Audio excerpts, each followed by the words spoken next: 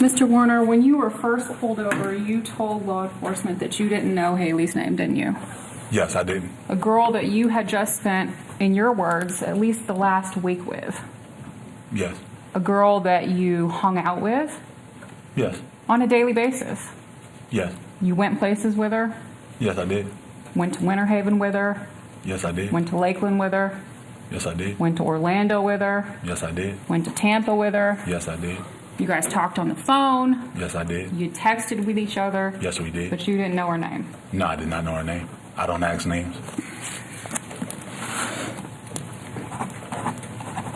And in fact, this was a girl that you kind of liked, right? In a way, yes. You sent her that text message about liking her. Yes, I did. But you didn't know her name. No, I didn't know her name. And you didn't know Miss Bustos prior to her being introduced to you at Evelyn's apartment. No, I did not. Never saw her before. No, I did not. Never heard her name. No, I did not. Never spoke to her on the phone. No, I did not. Nothing. Nothing. And you guys got along pretty well during the time you hung out. Fairly. No beef between the two of you. Nah, no beef at all. Okay. You didn't know Josh Ellington either. No, I didn't know anybody. You met Josh Ellington during your time spent at Evelyn Belmont's apartment. Yes, ma'am. And same with him. He hung out at Evelyn's. You were there with him, right? Yes, sir. You guys chilled together. Me and Josh really didn't chill. He was there. We'll hang out while he was there, but as in going places with Josh and stuff like that, we didn't do. He was just, whenever he was at Evelyn's, I was at Evelyn's, we'll hang out and talk, but that's about it. No beef with him. No, I had no beef with anybody there. You didn't know Denzel No, I did prior not. to meeting him at Evelyn's. No, I did not know Denzel. Hung out with him as well. Yes, ma'am, I did. Okay. No beef with him. No beef at all.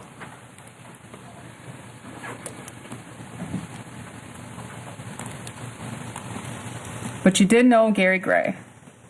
No, I did not know Gary Gray. You didn't know him? No, not prior to that day. You met him prior to meeting Haley and Josh and Denzel, though. No, I met him around the same time. On the same day? Not the same day, but later on after I met Haley and Josh and them, I ended up meeting Gary. So you met Gary after. Yes, after. But it's your understanding that Gary was somehow related to Evelyn Belmont. Yes. And Gary was somebody that you hung out with. Yeah, he came to a couple places with us. In fact, we see these photographs. State exhibit number 427. That's you and Gary and Evelyn, right? May I approach you? Yes, you? that's me. Okay. That's Gary. Yes. That's Evelyn. Whose car are you guys in? I believe we're in my car at that time. Where are you guys going? I don't remember if it was it during the day. If it was during the day, I believe we were going to Orlando area. Okay. So would this have been right around the time Adam was murdered? It would have been, yes. And then Evelyn, you were very good friends with. She was You like can a say- sister to you. That's what you told law enforcement, You can right? say that. You can say that. Yeah. And we can see in state exhibit number 426, you and Evelyn in this picture, right? Yes, among other people, yes. Okay.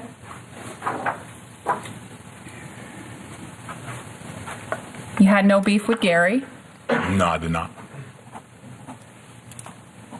No beef with Evelyn. No, I did not. In fact, Evelyn let you stay at her apartment, Yes, she did. and you stayed in her brother's room. When her brother wasn't there, I'll stay in her brother's room. That's But where your stuff was. yes, that's where my stuff was. He let me keep my stuff in his room.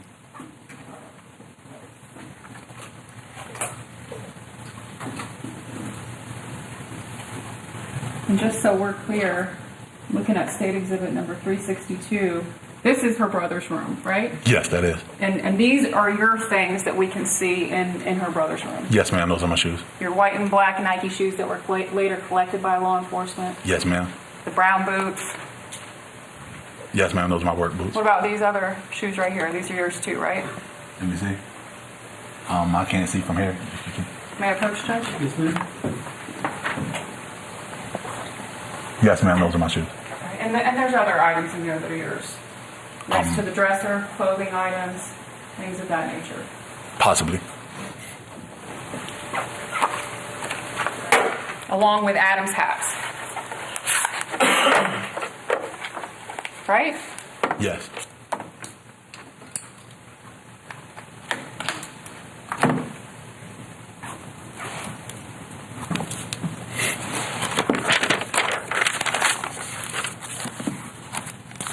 Now, you were aware that your good friend Evelyn needed money for her light bill during this time.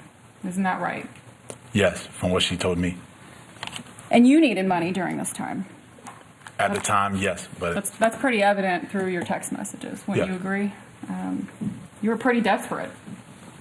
I want to say desperate. Well, you were willing to needed sell money. your phone.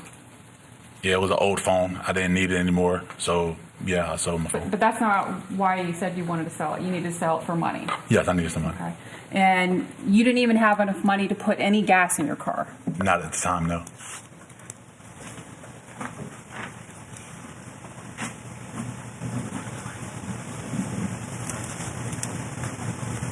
And I think you told Mr. Norgard, however, that at that time the only payments that you had to make were your car payments and your insurance payments. Yes. And you couldn't even afford to make those payments either. I was making do. I had a payment plan with the company. They let me pay and get about 180 a month or 180 a week, trying to get it back. I was just waiting to get my paycheck that Friday. And you were so dead broke, as you put it in your text message, that you were trying to do something that night. Isn't that right? I was just telling him that, like, I'm trying to do something. I'm trying to get some money. Basically, that's what I meant. Right, you were, weren't you? Yes, I was trying to get some money. Okay.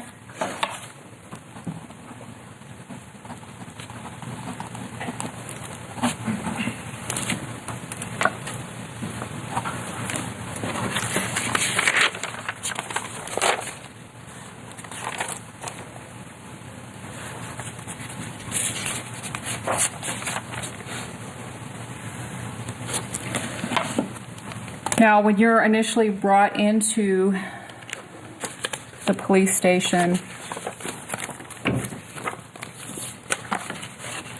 they ask you about the hats because they see the hats in your car. Yes. And you agree, at this point, these were your hats because you had bought them from Haley Bustos, according to you. Yes. You were dead broke, but you spent $50 on these hats. I got them from my girlfriend. So your girlfriend paid the $50 to get Yes. the hats. Okay.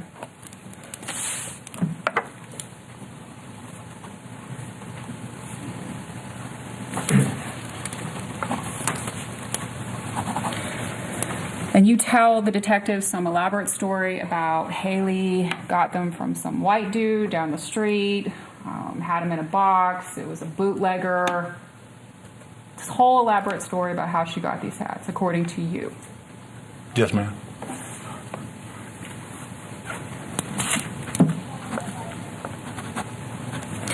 You also told the detectives that Haley used your car to go on her date that Thursday night, didn't you? At the time, I did, yes. But that's not true. No, that was not true. So you lied to the detectives. I didn't mean to, but yes, I did.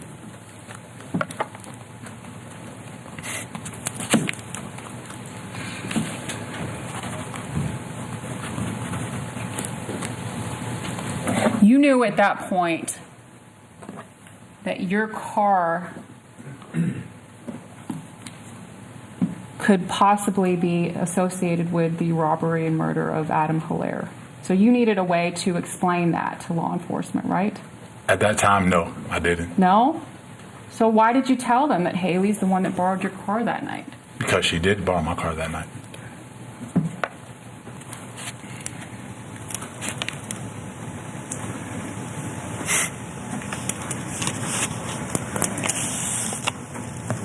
Now, you indicated that, according to you, Haley... Well, and let me just back up. She didn't borrow your car to go on the date. No, she did not. Her date came and got her. Yes, ma'am. Her date being Adam Hilarie. Yes, ma'am. At the time, I didn't know that, though. Executed later that night. Ma'am? The same guy that was executed later that night. Yes, ma'am. Okay. And you, according to you, she came back from the date, and her and Gary and Josh took your car, right? Yes, ma'am. And you didn't know what they were going to go do. No, like I said, they told me they were going to go get some weed and some K2. And you just met these people. Yes. Yet you're going to let them borrow your car in the middle of the night to go somewhere you have no idea where they're going to go. I didn't feel like going. In worst case scenario, if they take my car, 911 is available. So you told Mr. Norgard that when they, and I want to make sure I'm clear on this, the people that are still there at that point are you, Evelyn, and who? Her brother. Her brother. Yes, ma'am. Okay, so you don't remember Denzel Rakowski being there with his 2-year-old son. No, I do not remember What that about at all. Evelyn's kids? Were they there? Yes, Evelyn's kids were there. 2 little babies, toddlers. Yes, I don't remember exactly. I believe it was 2. And so when they left, according to you, you went and took a nap. I just laid down pretty much, yes. And you're a light sleeper, so when they returned, you woke up and came out, I guess, to where they were. Yeah, I was actually on the couch at that time. Did you see them bringing in the TVs and the Xbox and the hats? They didn't have any TVs, and they didn't bring in any hats. The only thing they brought in was the liquor bottles. That's all they brought in. They didn't bring any of that into Evelyn's apartment. No, ma'am, not that I seen, But you did see them with the liquor bottles, Yes. and you drank the liquor bottle out of the liquor bottle with them. I didn't drink out of the liquor bottle. We poured shots. Okay. And they weren't making any statements, according to you, about what they allegedly had just done without you. No, not at that time, no. You had no idea where they got the liquor bottles. No, like I said, I assumed they got them from their house. Something like that.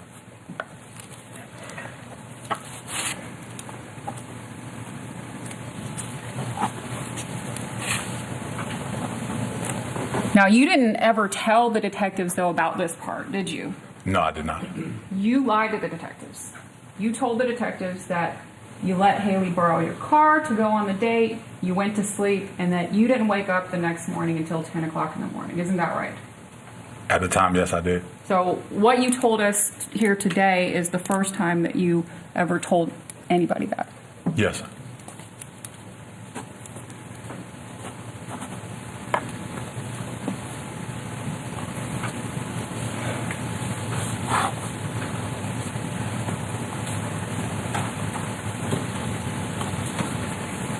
And you would agree that you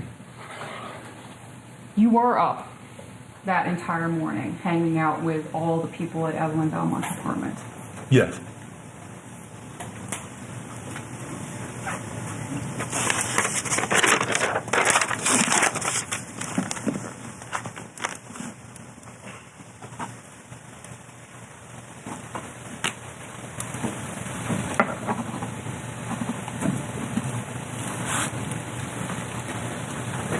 And I want to make sure I'm clear on this. You were up at Evelyn's. Haley was there, right? Yes. Josh was there. Yes. Gary was there. Yes. Denzel was there, possibly. I know you don't remember. I don't remember. It's possible he was there. It's possible. Yeah, no reason to dispute that. No, there's no reason. Okay. Evelyn was there. Yes. And according to you, Evelyn's brother. Yes.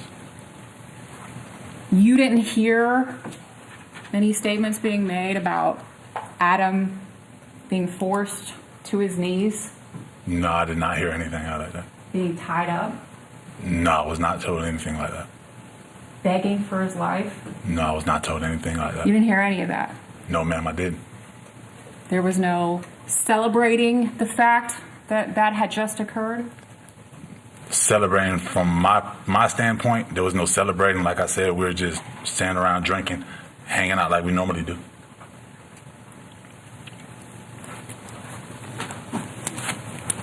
And you certainly never told anybody that you executed Adam because you were barefaced.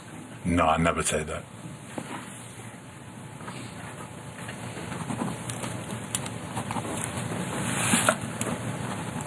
Now you've been sitting through this whole entire trial, right? Yes, ma'am. You heard what Haley testified to, right? Yes, ma'am. You heard what Josh testified to. Yes, ma'am. You heard what Denzel testified to. Yes, ma'am, I do. And according to you, these are people that you got along with. Yes, I did. No reason for them to tell anybody that you're the one responsible for Adam's murder, right? That's what I thought. You would agree. No reason for them to do that. Not from my recollection, no.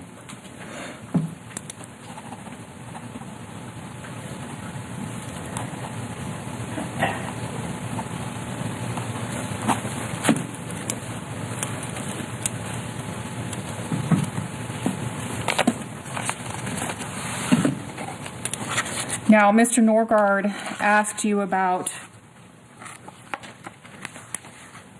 talking to your girlfriend about the murder of Adam. And let me look at my notes because I want to make sure I understand this correctly.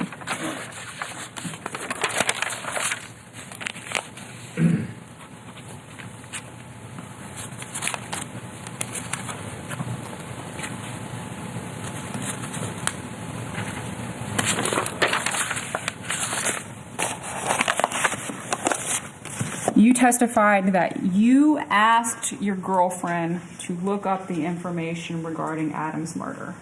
That's what you testified to. You remember saying that? I told her to look up and see if anything was going on around the area. But that's not really how it went down, right? Because we have your text messages between you and Mindy. Do you remember sending her a text message on the 20th of August? Daly Ridge, Auburndale, 1 shot and killed. And her response was, damn. Remember that? Would you like to see it? Yes, actually, I would. May I approach, Judge? Yes, ma'am. And 191. And then her response is 190. Yes, I did. You agree that's her phone number? Yes, ma'am, I do. And those are text messages between you and her? Yes, it is. So you are the one that actually sent her the information about the murder? Yes, I did. I'm sorry.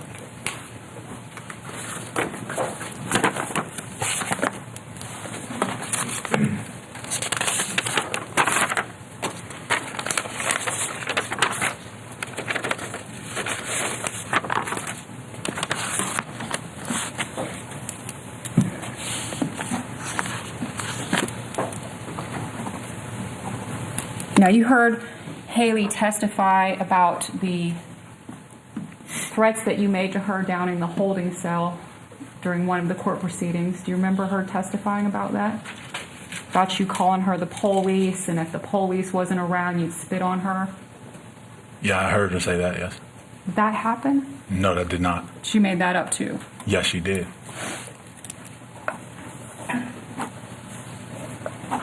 Now, finally, let's talk about that phone call.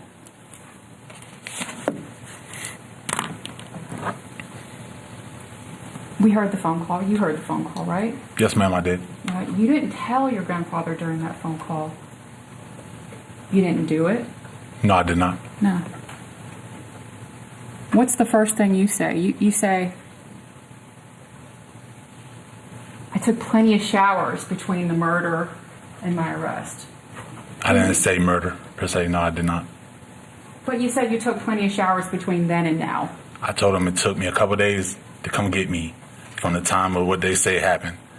And I took plenty of showers. I took a shower every day. And gunpowder residue stays on you for 24 hours. That's what I said. So you knew that gunshot residue wouldn't be on your hands anyway because you took showers and because you knew that it would only last for 24 hours. I was telling my grandfather facts. So what he can tell that this is how he can know that they're lying.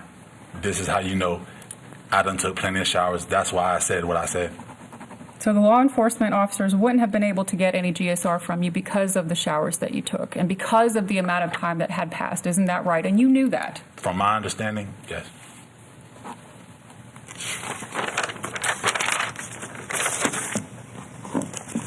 Now, Mr. Warner, your attorney spent with each of the persons that testified against you, most of his cross-examination talking about their motivations to testify. Do you remember those questions that Mr. Nordart was asking of Haley and Josh and Denzel? Yes, ma'am. Wouldn't you agree that the person in this case that has the greatest motive to lie is you? You're the one facing the death penalty, right? Well, I also had a choice. We approach the bench, please. Lead the court.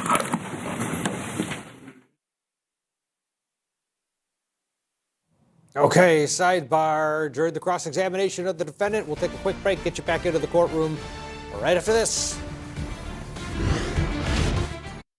I think Cato Kalin was one of the more memorable witnesses. Wouldn't you? His name. Why would you put him on the stand? On the next episode of OJ 25. Cato, you believe him? Who knows? Did something unusual occur? Yes, I heard a thumping noise from behind the wall. An all-new original true crime series, OJ 25. New episode Thursday night at 9/8 Central. Only on Court TV. But when the police started talking to you, they kept talking about somebody named Haley Bustos, but she'd been introduced as Rose. Or Rose. Yes. Okay. With respect to whether or not Ms. Bustos had used your car to go on the date, did you think at the time that she had? Say again, sir? When you were talking to the police, did you think that she had taken your car on the date? At the time, yes. Okay. Did you find out later that actually the guy had picked her up? Yes, I did. And like I said in page 3, that I'm not really good on times, and I'm not. My time frames are iffy. All right. But you had thought she had taken the car, and then you learned after the fact that she hadn't. Yes. Okay. And then as far as the prosecutor's questions about your conversation with your grandfather and the phone call they chose to play, Yes. had you already had prior calls with your grandfather where you told him that you didn't shoot the man? Yes, I did. No other questions? Mr. Warner, you may resume your seat at council table, sir. Thank you, John.